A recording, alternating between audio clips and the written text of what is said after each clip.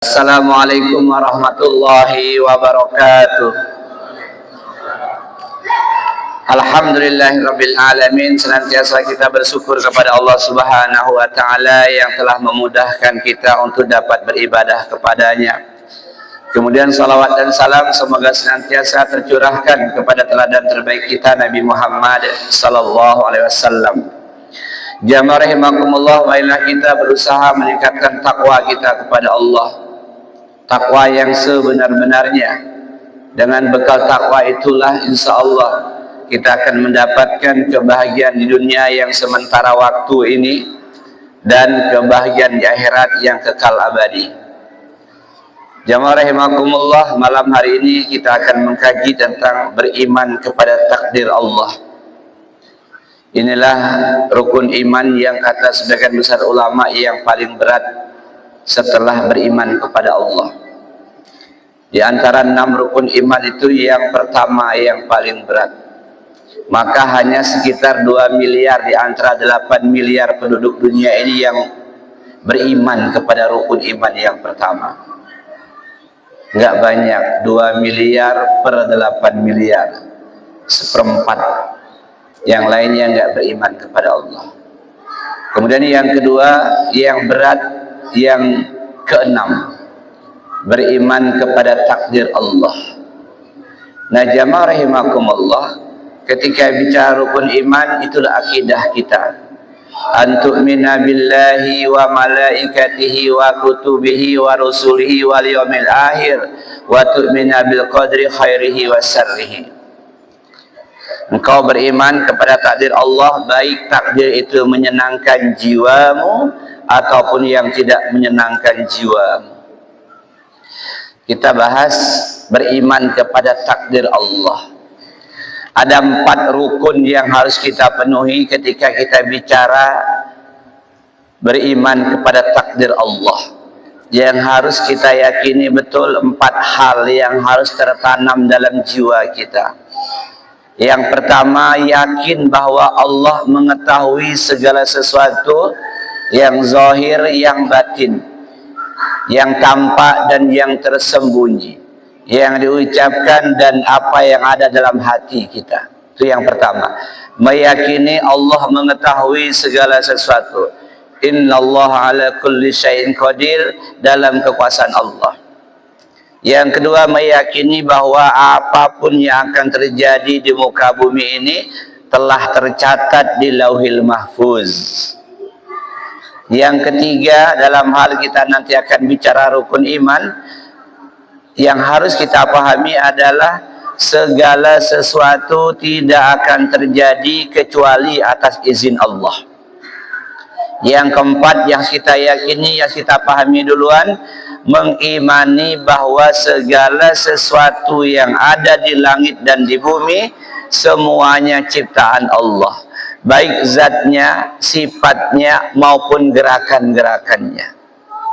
Itu 4 hal yang harus kita tanamkan dulu. Yang pertama, yakin Allah mengetahui segala sesuatu. Yang kedua, segala sesuatu yang terjadi telah tertulis di Lauhul Mahfuz, terjadinya atas izin Allah, kehendak Allah. Yang keempat, segala sesuatunya, zatnya, makhluknya, gerakannya, sifatnya itu mutlak ciptaan Allah. Nah jamaah rahimakumullah, baru kita masuk beriman kepada takdir Allah. Semua yang terjadi telah Allah tetapkan. Malam ini kita pengajian telah Allah tetapkan. Tidak ada segala sesuatu pun yang menimpa diri kita, yang kita alami, yang menimpa dunia ini, kecuali Allah telah menetapkannya. Ma asaba min musibah fil ard wala fi anfusikum illa fi kitab min qabli an tabra'aha inna zalika 'ala Allahi yasir. Al-Hadid ayat 22. Setiap bencana yang menimpa di bumi dan yang menimpa dirimu sendiri secara pribadi, semuanya telah tertulis dalam kitab di Lauhil Mahfuz.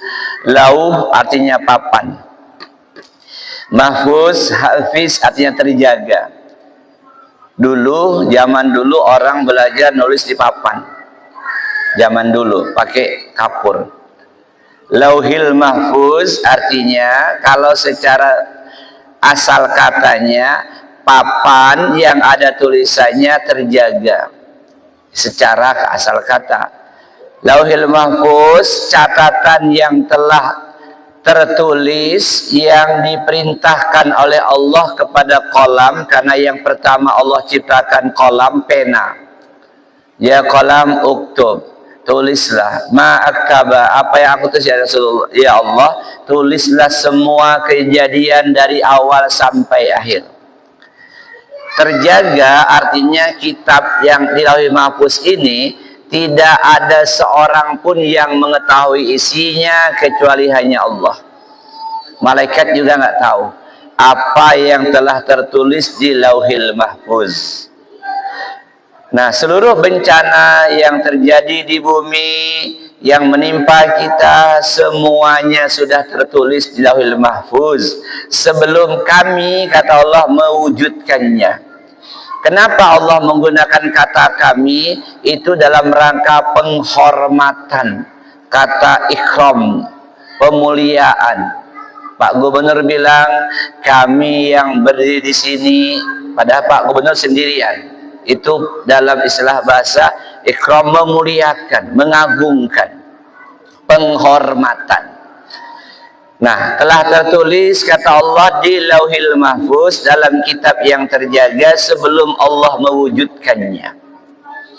Nah, jamaah rahimakumullah, inna zalika 'alallahi yasir, sungguh yang demikian itu mudah bagi Allah. Itu ketika kita bicara beriman kepada takdir Allah. Kemudian takdir Allah itu telah dituliskan 50.000 tahun sebelum penciptaan langit dan bumi. Ini udah lama tertulisnya di Lauhil Mahfuz tadi. Kataballahu maqadirul khalaik qabla ayyahluqas samawati wal ard bihamsina alfasana. Allah telah menuliskan melalui pena makhluk Allah takdir ketetapan bagi tiap-tiap makhluk 50.000 tahun sebelum Allah menciptakan 7 lapis langit dan 7 lapis bumi. Ini malam ini kejadian kita ngaji sudah tertulis di Lauhil Mahfuz 50.000 tahun sebelum Allah menciptakan langit dan bumi. Nah, jamaah rahimakumullah. Kemudian pertama kali tadi yang saya sampaikan Allah menciptakan pena. Memang ada perbedaan pendapat. Ada yang mengatakan dalam sebuah riwayat yang diciptakan pertama adalah arsy Allah. Ada yang satu lagi mengatakan air. Tapi kalau dalam hadis riwayat Abu Daud dan At-Tirmizi ini dijelaskan inna walamma khalaqallahu al-qalam faqala lahu uktub qala rabbi wa maza aktub qala uktub maqadira kulli syai'in hatta taqumus sa'ah. Kata Rasulullah SAW, pertama kali yang Allah ciptakan adalah pena, kolam. Lalu Allah berfirman kepada pena itu, uktub, tulislah. Pena itu menjawab, wahai Rabb, apa yang harus aku tulis? Allah mengatakan, tulislah semua takdir yang akan terjadi hingga datangnya hari kiamat. Taqumus sa'ah, tulis.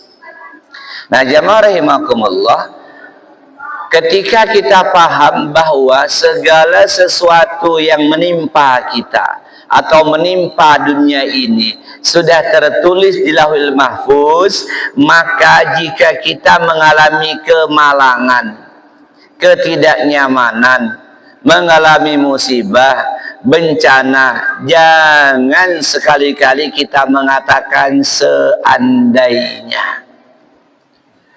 Jangan sekali berandai-andai. Ketika kita misalnya lewat suatu jalan kena begal kita, lalu kita mengatakan seandainya saya nggak lewat sini, nggak kebegal saya. Oh, murka Allah. Kita kan masih sering seperti itu. Coba nak kamu ngambil jurusan yang ayah pilih, nggak nganggur, kamu enggak. Kamu sih nggak ikut kata ayah. Nah, itu.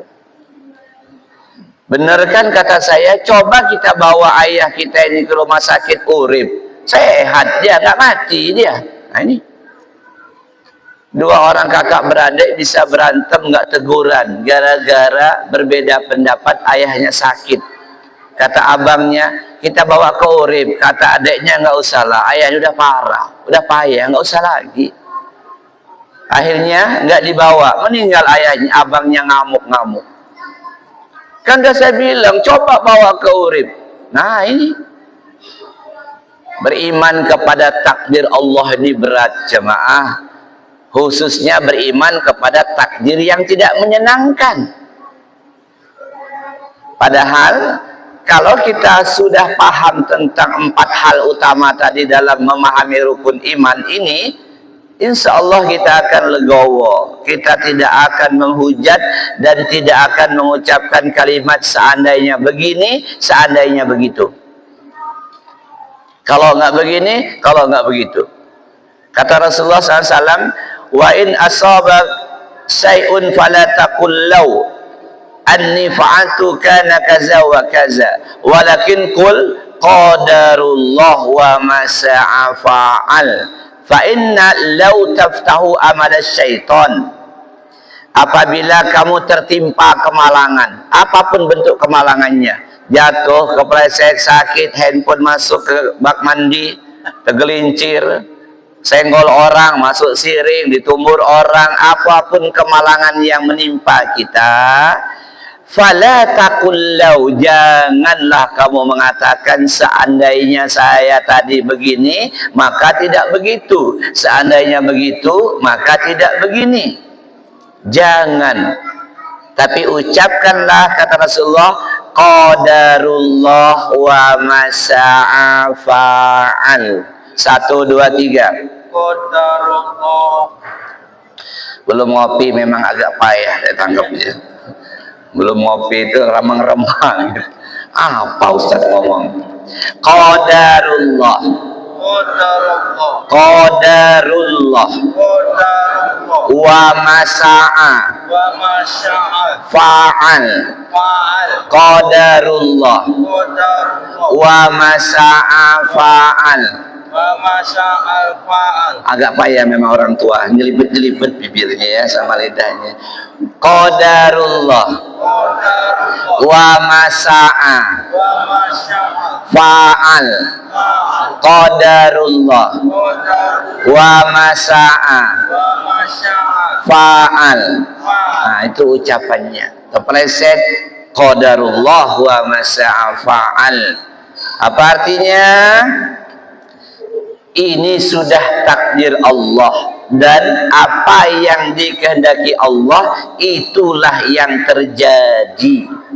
Sudah hati-hati, pelan, masih juga masuk siring. Qadarullah wa masa'a fa'al. Sudah digembok 2, rantai dipasang di tiang masjid, hilang juga motor itu, 2 gemboknya. Nah, kalau sudah paham nanti qadarullah wa masa'a fa'al. Ya, ini sudah takdir Allah. Takdir Allah lah yang terjadi. Kita berharap A, terjadinya B. Nanti kalau kita mengucapkan seandainya, apa kata Nabi?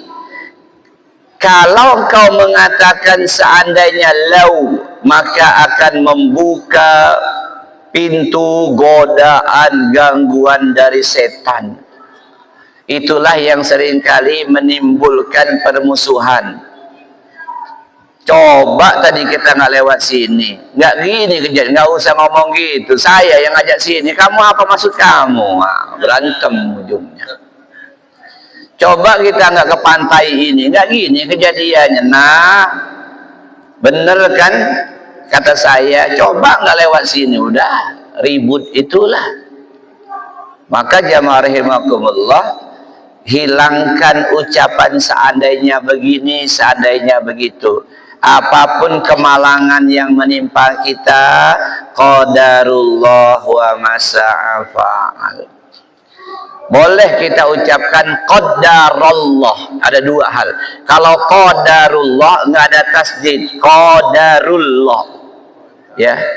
Qadarullah. Kalau yang kedua boleh qadda pakai tasdid, qadarullah tapi bukan rullah. Nah, itu kata para ahli bahasa Arab.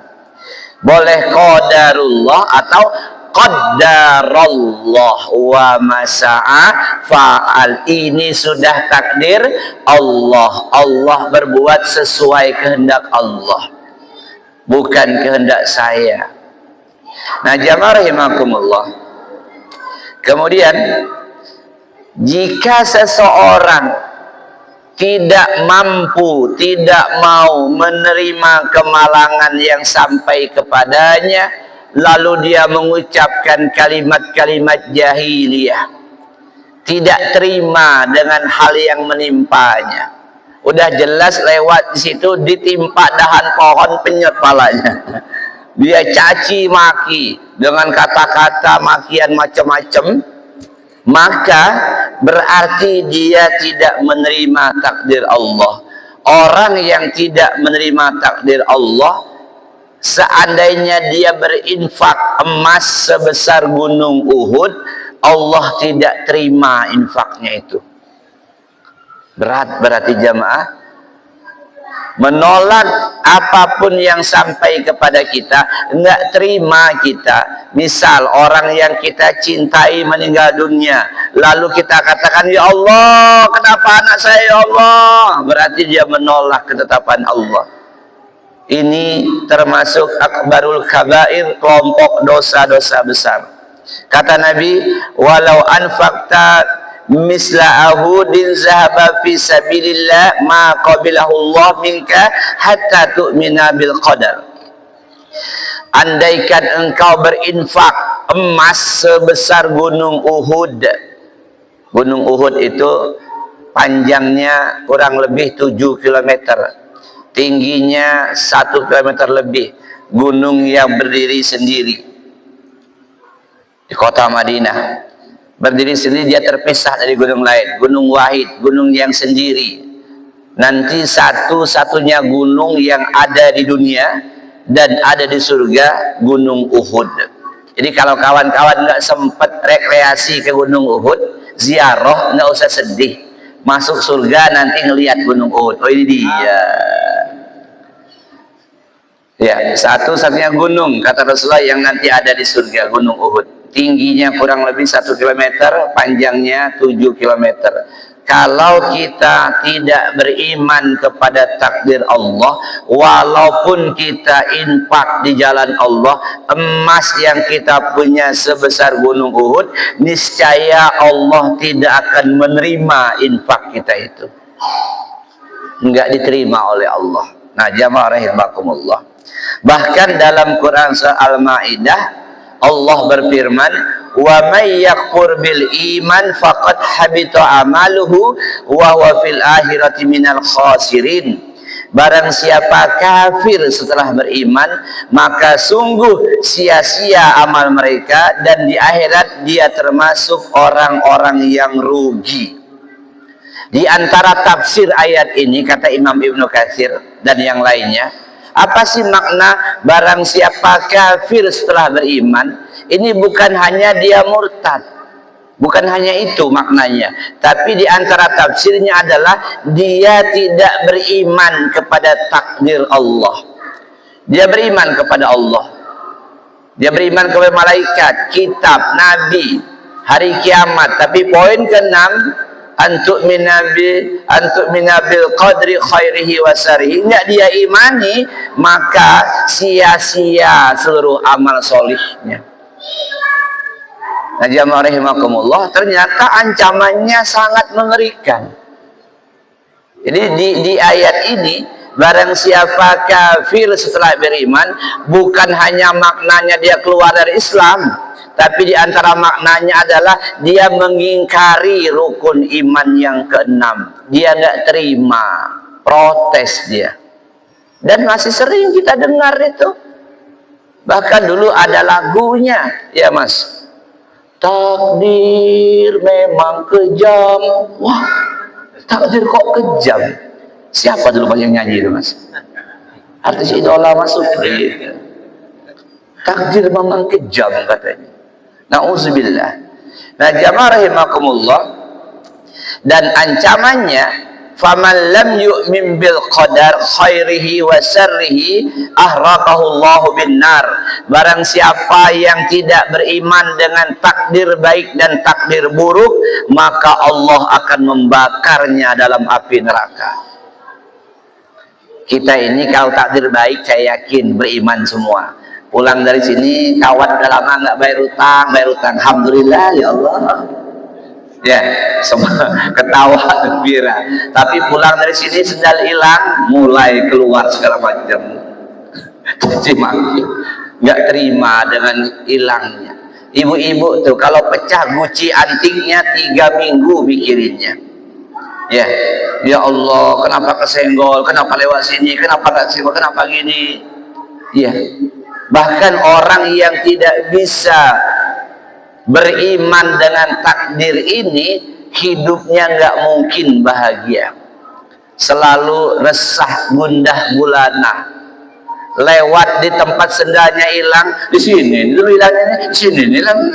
Sudah 3 tahun sendal itu hilang, udah beli sendal yang lebih mahal, tapi karena nggak sanggup menerima takdir Allah, tetap komen. Lewat sini dulu saya jatuh, dulu itu, ini lubang yang ngejatuhin saya.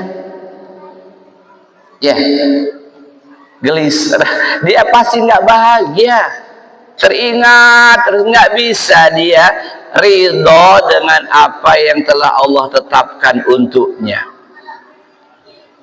Nanti kalau istri kita nggak sesuai harapan, ya katakan kepadanya, Masya Allah, qadarullah wa masyaallah, sudah takdir saya jadi suami kamu deh. Kamu kurang ajar kamu katanya. Kamu tuh takdir buruk saya katanya. Nah, jangan ngomong gitu kita katanya. Sama-sama takdir buruk kita ini, jangan. Ya, itulah pilihan kita. Jamaah rahimakumullah. Ya, saya khawatir nanti kawan-kawan pulang dari pengajian nyampe rumah, ya Allah takdir saya ini ngoceh kayak radio rusak, nggak berhenti. Sabar ya. Dan Allah tidak ditanya terhadap apa yang dikerjakan Allah, kita lah yang ditanya. Ini ayat diulang-ulang di Al-Quran itu berkali-kali. Allah nggak ditanya tentang perbuatannya, tapi kita sebagai hamba, sebagai makhluk yang akan ditanya, apa reaksimu terhadap bala yang menimpamu. Ya, apa reaksi kita terhadap hal yang tidak menyenangkan yang menimpa kita? Biasanya manusia ini cenderung, kalau dalam bahasa lama itu sumbu pendek.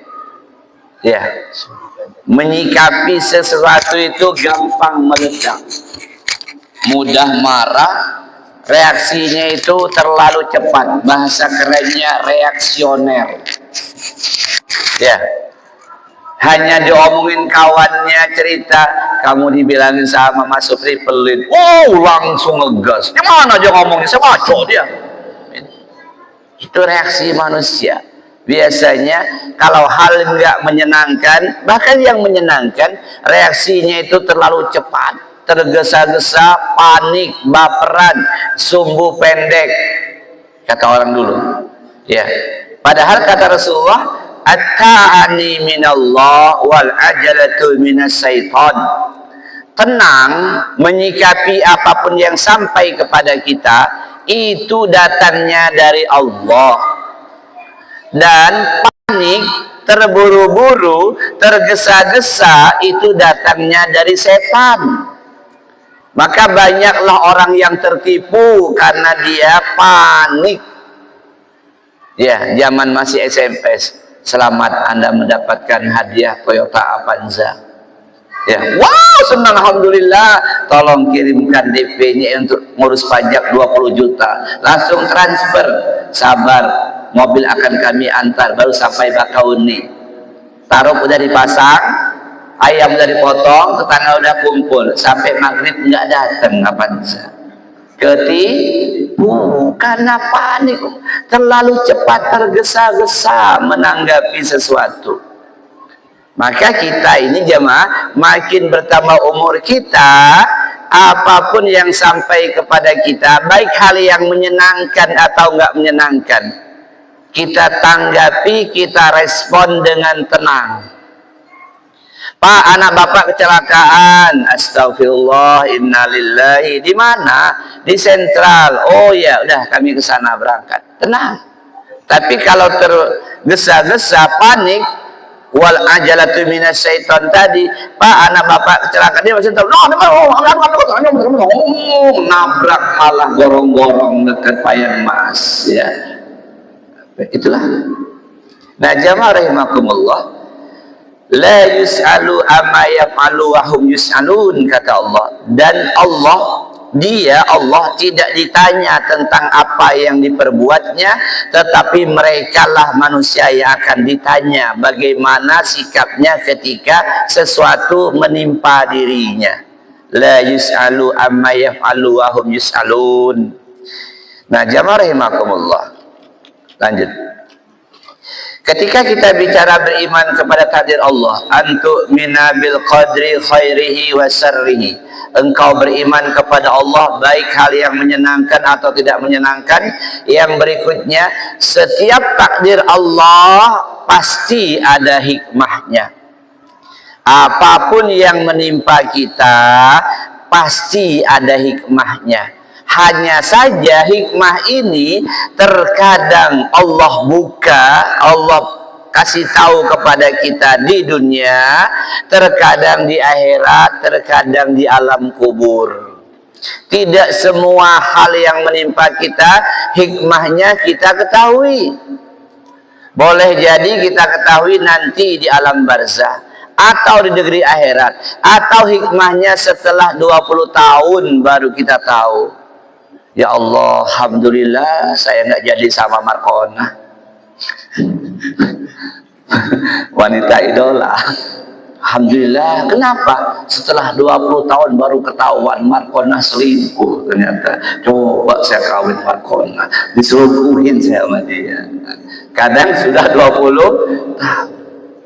Jeledum, seseorang naik pesawat, ternyata dia telat. Dia maki-maki perusahaan maskapai itu gara-gara telat beberapa menit pesawat berangkat.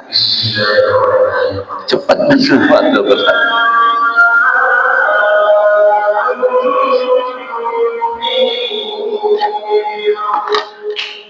Kisah-kisah nyata ya. Dia nggak jadi berangkat, telat, ngamuk-ngamuk dia di bandara sama maskapai. Setengah jam kemudian berita headline di TV, pesawat nomor sekian nabrak gunung, mati semua. Baru dia bilang, alhamdulillah ya Allah, untung saya naik tadi. Coba kalau nggak telat, udah berangkat juga saya. Masih ada kesempatan untuk tobat. Bagi kita juga sering ngalami begitu. Ya, pecah ban kita udah ngoceh-ngoceh.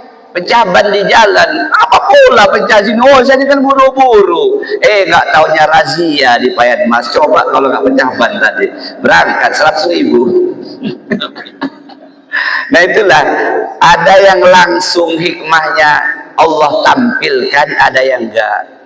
Nah, jamaah rahimakumullah, kata Allah Subhanahu wa taala, wa asa an takrahu say'a wa khairul lakum wa asa an tuhibbu say'a wa huwa syarrul lakum wallahu ya'lamu wa antum la ta'lamun. Ini banyak kalimat diulang-ulang. Wallahu ya'lamu wa antum la ta'lamun. Allah yang lebih tahu, kamu tidak tahu, kata Allah.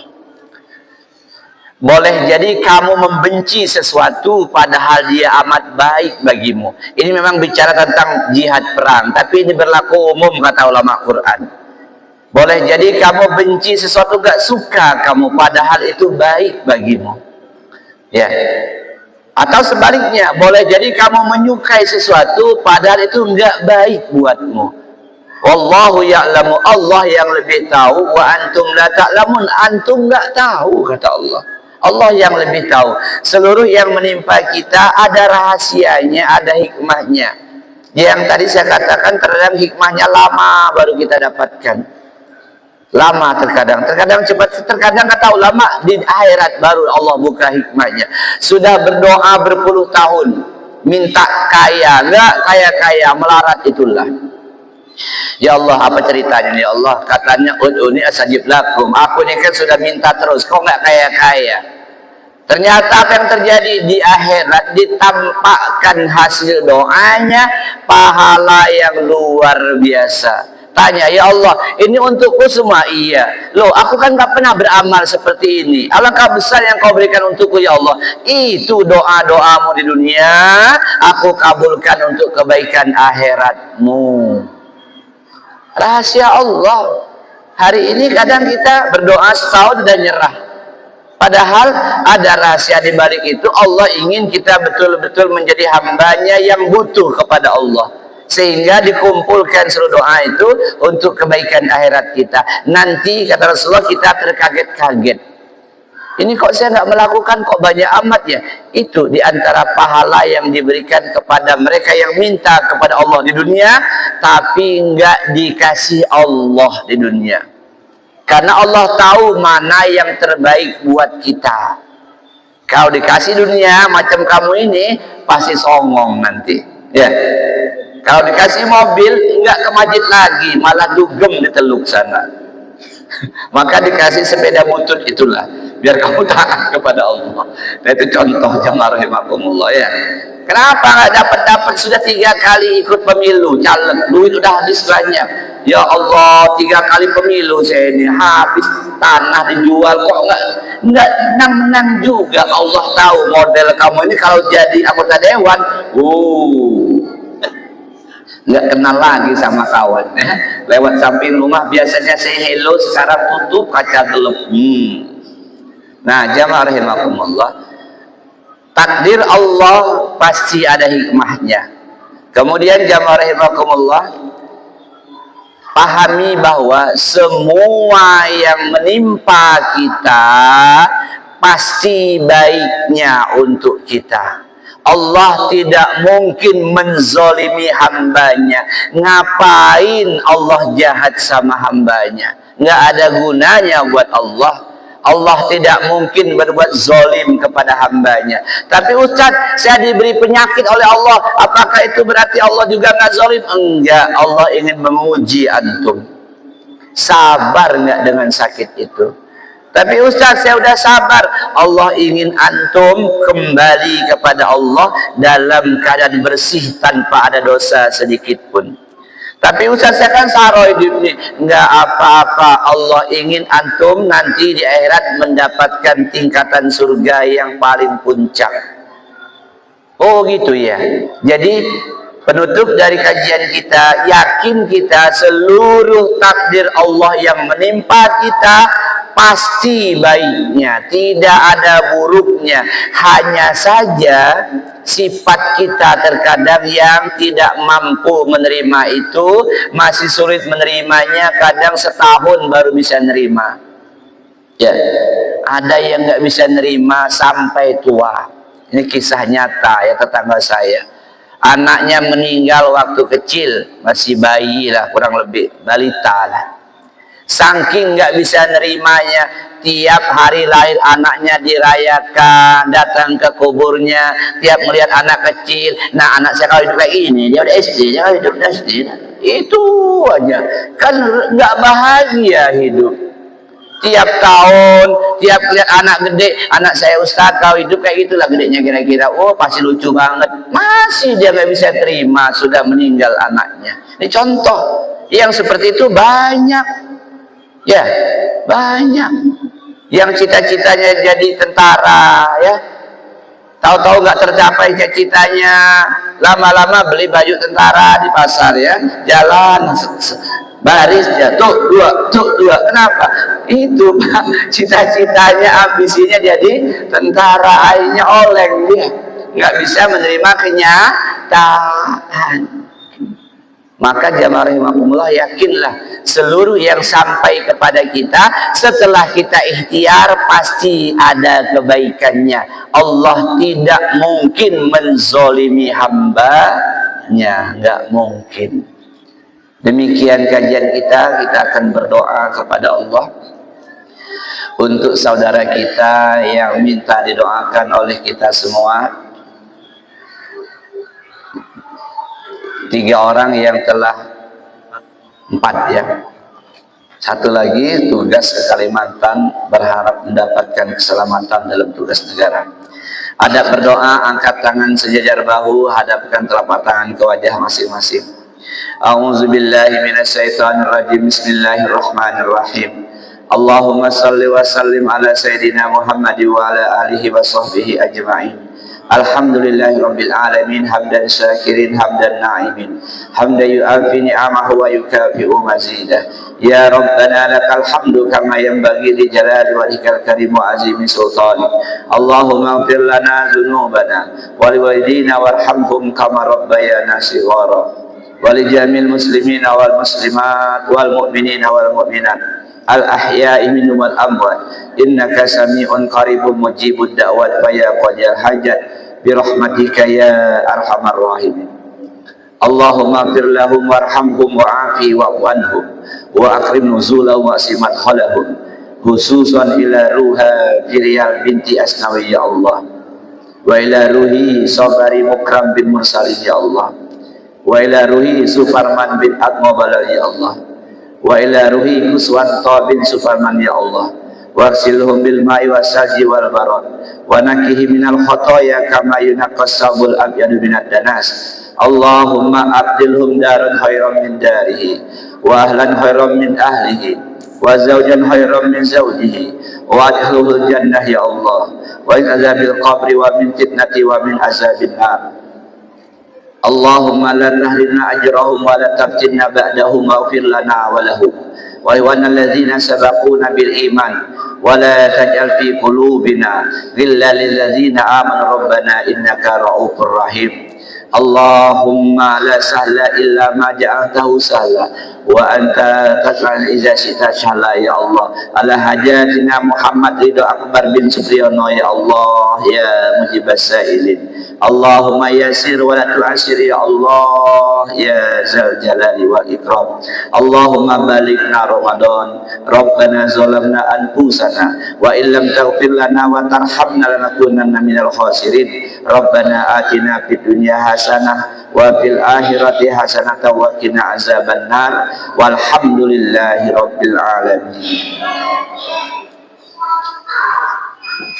Dengan tadi kajian singkat yang kawan mudah-mudahan dapat ilmu kita dan memberikan motivasi untuk ibadah kita. Amin amin ya rabbal alamin. Bapak-bapak yang saya hormati, sebelum kajian kita bersama saudara mengingatkan Pak Ustaz bahwa besok kita ada pengajian akbar yang diprakarsai oleh Ibu Muslim dan sebagainya tentunya, dan kita adalah sebagai panitia. Mohon pemahamannya untuk kita dari pagi dan sholat Jumat di sini sekaligus langsung pengajian.